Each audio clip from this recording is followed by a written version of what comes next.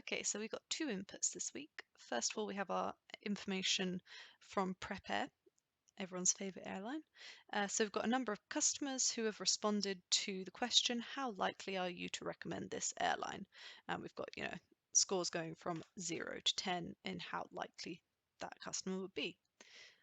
So we've also got a number of other airlines that have the exact same structure, and if we're going to go about combining those two data sets, then it's pretty obvious we're going to do a union. So we're just going to stack those two data sets on top of one another, and we can see how they come through. The only extra thing that I've done in this step is just to remove the table names column, which will just, tell us whether it's coming from Prepair or Airlines. But we already have that information because Prepair just appears as one of the airlines in this list. So our next part of the challenge is that we don't want to include any of the airlines who have got less than 50 customers to respond to their survey, because those wouldn't be very significant, I guess, the results. So we can take a look here, for example. These companies, these Baumback, that's really hard to say. Maybe that's why they're not a very good airline. Who knows? So yeah, we just want to remove anyone that has less than 50 rows. So to do that, we're going to use, well, there are a couple of different ways you can do this, but I chose to use LODs in this instance. So my LOD is saying for each of my airlines, grouping by my airlines, I want to count the customer ID. And that will give us basically, yeah, for each airline, you can see it has 60 rows, this one. Therefore, 60 number of customers is what comes up in my LOD.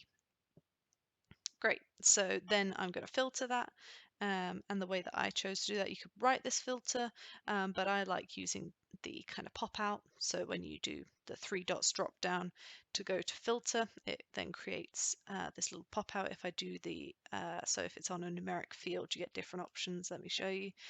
So you get the range of values. And then in this instance, we're just putting on a lower bound of 50. So just using that minimum one there, so that if we have more data coming in, we don't want to set a maximum, which is what happens if you go in the range. So yeah, we're just doing a minimum value of 50 there. And then we're just getting rid of that number of customers field because we no longer need it. We've done our filtering that we needed to do. Next up, we're going to be classifying based on these scores that we're being given by customers. So 0 to 6 means that they're a detractor. They would not recommend you. 7 or 8 means that the customer is passive, and 9 or 10 means that they're going to tell their friends about you as an airline. So let's just take a look at that calculation. So we're saying that if it's less than 7, they're a detractor. Else if it's less than 9, then they're passive. Else they're a promoter. And we can check that this has worked really easily in our profile pane just by, say, clicking on the promoter, and then only scores of 9 or 10 are highlighted. Passive, it's 7 or 8, etc., and so forth. So that's nice and simple. Now we're going to be aggregating our data. So we're going to be counting our customer IDs, grouping them into these classifications. So for each airline, we're doing a group. For each classification, we're doing a group. And we're just counting the number of customers. So those customer IDs. And this is going to allow us to start to be able to calculate our NPS. So we're going to want to have another fixed LOD. So we want to have the total number of customers that responded to each airline survey. And I've just realized that I could have kept my number of customers from this step rather than having to recalculate it here.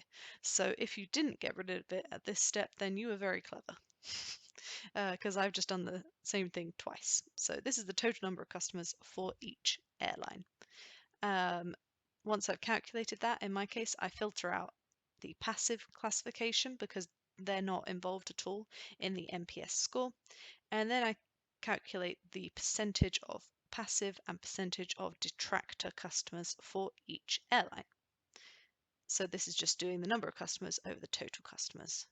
And I'm multiplying it by 100 and then just changing it to be a whole number type here, just so that we don't have decimal places, just keeps it a bit tidier. That's just the way that I was going with this challenge. And then we're getting rid of unnecessary fields. Now to calculate our NPS, we want to do the percentage of promoter minus the percentage of detractor. So we need to reshape our data here. So let's do a pivot, a rows to columns pivot, and we're going to have our classification in this top bit, and we want our percentage that we just calculated in the aggregate column. And now we can see that we've got our airline, our promoters, and our detractors percentages. So finally, we can work out our NPS as just being the promoter minus the detractor percentages. And we've got our NPS now. We remove those unnecessary fields, sorry. And now we're moving on to working out our average and our standard deviation. Now again, you could use aggregates here, but I've chosen to use LODs. So just going to that NPS field, calculating the average across the whole data set, and similarly choosing standard deviation in another separate LOD. You might wonder what the standard deviation with a P at the end stands for. So that's just if you have a population standard deviation, but we only have a sample here. We don't have every single customer.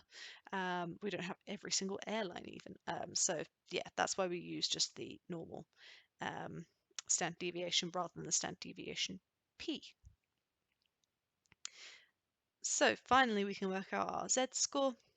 And to do this, we simply take each of our NPS for each airline, we minus off the average, and we divide that by the standard deviation. And I've just wrapped that in a rounding function so that it doesn't have lots and lots and lots of decimal places. And our final step to get to our output is just to find prep air in that list and filter to keep only prep air. And then we have prep air's NPS score, and we know that their Z score is 1.12, which means that they are 1.12 standard deviations better than average. So that's pretty good. 21 doesn't sound like a high NPS, but in the context of other airlines, it's actually above average. So that's great to know. I hope you enjoyed this challenge this week. I had a lot of fun creating it, so thanks very much for watching.